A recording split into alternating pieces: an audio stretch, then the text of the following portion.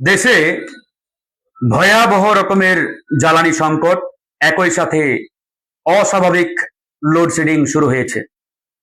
গ্রামে গঞ্জে 12 থেকে 15 ঘন্টা পর্যন্ত লোডশেডিং, কোনো কোনো এলাকায় এর চাইতেও বেশি বিদ্যুৎ বিভ্রাট। এই যে ভয়াবহ সংকট, ভয়াবহ লোডশেডিং, এর দায় কি এই 2 মাস বয়সী সরকারের একার, নাকি এই দায় আরো অন্য কারো বা আমাদের? এ নিয়ে রাজনীতির মাঠে ব্যাপক আলোচনা সমালোচনা চলছে, বিতর্ক সংসদে, সংসদের বাইরে, প্রত্যেকটি জায়গায় আলোচনার টপ অফ দ্য টপিক জ্বালানি সংকট, লোডশেডিং। এই দুই নিয়ে নাটাল দেশবাসী। আসুন আজকে এই বিষয়গুলো একটু পর্যালোচনা করার চেষ্টা করি। আমরা যারা সরকারকে দায়ী দিচ্ছি, এই দায় দেওয়াটা কি সঠিক হচ্ছে নাকি বেঠিক, সেটি নিয়েও মূলত আজকে আমার এই বিশ্লেষণ থাকবে। প্রথমত বলে রাখি, বর্তমান বিএনপি নেতৃত্বাধীন যে সরকার, এই সরকারের বয়স সবে মাত্র 2 মাস, মানে 2 মাস বয়সে একটি বাচ্চা বলতে পারেন।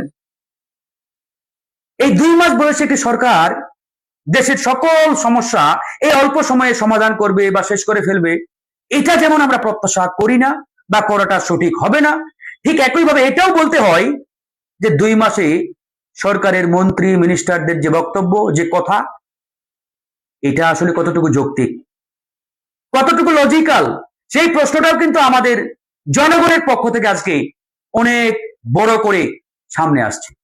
যেমন ধরেন, আমি একটা কথা বারবার বলে আসছি যে বর্তমান যে রাজনীতি, এই রাজনীতিতে ট্রান্সপারেন্ট বা স্বচ্ছতা নিয়ে আসাটা অত্যন্ত জরুরি। আপনি যদি মনে করেন যে বিগত আমলের মতো, বিগত সময়ের মতো আমরা যা ইচ্ছা জনগণকে বলবো, জনগণকে বুঝাবো, জনগণকে বোকা বানাবো, আর জনগণ আমাদের যা বলা কথা তারা গলা বেগরম করবে, খাবে, ভাই ওই জামানা তো আর নাই। আজকে এই 2 মাসের সরকার অনেক কিছু করতে পারবে না, জনগণ জানে, কিন্তু তারপরেও জনগণ সরকারকে দায়ী করছে, গালি দিচ্ছে, ক্ষিপ্ত হচ্ছে সরকারের উপরে। কেন? কারণ একটাই, ট্রান্সপারেন্সির অভাব। সরকার ট্রান্সপারেন্ট ওয়েতে জনগণকে বুঝাতে ব্যর্থ হচ্ছে। যেমন ধরেন, পার্লামেন্ট চলছে আমাদের, পার্লামেন্টে দাঁড়িয়ে একজন মন্ত্রী বললেন আমাদের পর্যাপ্ত তেলের মজুদ রয়েছে, আরেকজন মন্ত্রী দাঁড়িয়ে বললেন 3 মাসের রিজার্ভ রয়েছে আমাদের। একই সাথে পার্লামেন্টের পাশেই পেট্রোল পাম্প, সেই পেট্রোল পাম্পে দেখা যাচ্ছে 5 থেকে 10 কিলোমিটার পর্যন্ত লম্বা গাড়ির লাইন, ঘন্টার পরে ঘন্টা মানুষ দাঁড়িয়ে থেকেও পেট্রোল পাচ্ছে না। তখন ওই জনগণ ওই পেট্রোল পাম্পের লাইন থেকে গালি দিচ্ছে যে আপনি সংসদে দাঁড়িয়ে মিথ্যা কথা বলছেন, জনগণকে বোকা বানাচ্ছেন। সমস্যাটা এই জায়গায়, সরকার এই জায়গায় ট্রান্সপারেন্ট না। সরকার যদি জনগণকে বুঝাতে পারতো যে ভাই এই সমস্যা তো খালি বাংলাদেশের না, আমাদের একার না, এটা একটা বৈশ্বিক সমস্যা, এটা গ্লোবাল প্রবলেম, পৃথিবীর সব দেশ এই প্রবলেমের কারণে নাকাল, আমরাও তার ভুক্তভোগী। সুতরাং এই যে একটা গ্লোবাল প্রবলেম, এটা যদি সমাধান করতে চাই, আপনাদের সবার সহযোগিতা লাগবে। আমি মনে করি সরকার এই ট্রান্সপারেন্ট ওয়েতে স্বচ্ছতার সহিত যদি জনগণ বিরোধী রাজনৈতিক দলগুলোকে আহ্বান জানাতো, আমি মনে করি আজকে এই সংকট এতটা প্রকট হতো না। প্রবলেমটা কোন জায়গায়? ওই যে বললাম, রাজনৈতিক স্বচ্ছতার অভাব।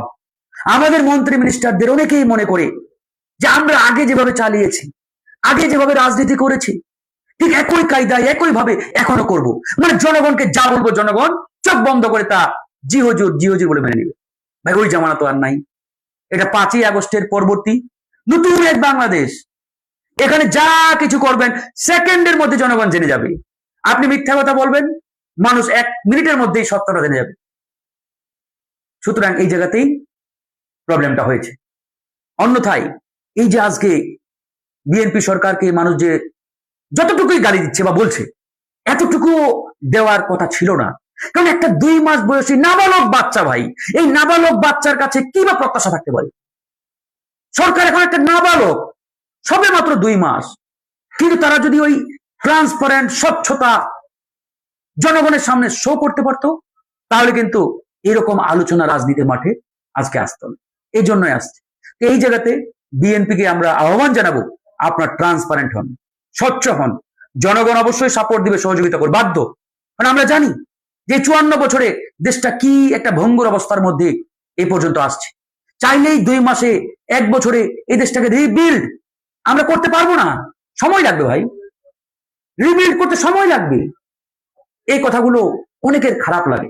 মানে আজকে এমন একটা অবস্থা তৈরি হয়েছে, আপনি যদি বিএনপির পক্ষে একটা কথা বলেন আপনাকে বানাই দিবে বিএনপির দালাল, আবার বিএনপির ধরেন যে একটা অন্যায় কাজের সমালোচনা করবেন আপনাকে বানিয়ে দিবে গুপ্ত। কি অদ্ভুত এক রাজনৈতিক সমীকরণ। এখান থেকে আমাদের বেরিয়ে আসতে হবে, বেরিয়ে আসতে হবে ভাই। বিএনপি সরকার ক্ষমতায় আসছে জনগণের ভোটে, ভোট যাই হোক, আপনি তো বলতে পারবেন না যে নির্বাচন ছাড়াই বিএনপি ক্ষমতায় আসছে, এটা কি বলার সুযোগ আছে? নেই, বিএনপির মধ্য দিয়ে আসছে, মানে নির্বাচনের মধ্য দিয়ে। এখন এই জায়গায় অন্য কেউ সুযোগ পাক, সুযোগ নেই, এটা কি আমরা চাই?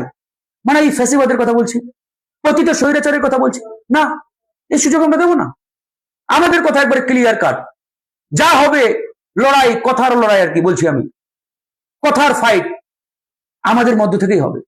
সমালোচনা, আলোচনা, বিতর্ক, তর্ক যাই হোক না কেন আমাদের মধ্যেই হবে। এখানে আমরা ওই পতিত স্বৈরাচার ফ্যাসিস্টদের কোনো অ্যাক্সেস, কোনো সুযোগ আমরা দেব না। এই জন্যই দরকার আমাদের একটা ঐক্যবদ্ধ নতুন বাংলাদেশ বিনির্মাণের জন্য ইউনিটি, যেটা আজকে তারেক রহমান সাহেব জানিয়েছেন। আমি ওনাকে স্যালুট জানাই, ধন্যবাদ জানাই যে জনাব তারেক রহমান আজকে উদারতার পরিচয় দিয়েছেন। পার্লামেন্টে তিনি আজকে আহ্বান জানিয়েছেন বিরোধী দলকে যে আসুন আপনি 5 জন দেন, আমি 5 জন দিই, আমরা মিলে একটা 10 সদস্যের কমিটি করি এই সংকট থেকে উত্তরণের জন্য। দ্যাটস ভেরি মাচ মানে ইম্পর্টেন্ট এই মুহূর্তে ছিল, এটা খুবই গুরুত্বপূর্ণ। এটা এই আহ্বানটা তিনি করেছেন, বিরোধী দলও রেসপন্স করেছেন, পার্লামেন্টে খুব সৌহার্দ্যপূর্ণ পরিবেশ। কিন্তু বাইরে যত ঠেলাঠেলি, মারামারি, হানাহানি, আমরা যদি ওই ঠেলাঠেলি বাদ দিয়ে পার্লামেন্টের মতো সৌহার্দ্যপূর্ণ রাজনৈতিক পরিবেশ রাখতে পারি, দেখবেন বাংলাদেশ এগিয়ে যাবে, আমরা এগিয়ে যাব, নতুন বাংলাদেশ বিনির্মাণ হবে, সংকট আসবে, সংকট সমাধান হবে। এই জায়গাতে আমি সকলের প্রতি আহ্বান জানাই, আসুন উদারতার পরিচয় দিই, মিলেমিশে নতুন বাংলাদেশ বিনির্মাণ করি। আল্লাহ হাফেজ।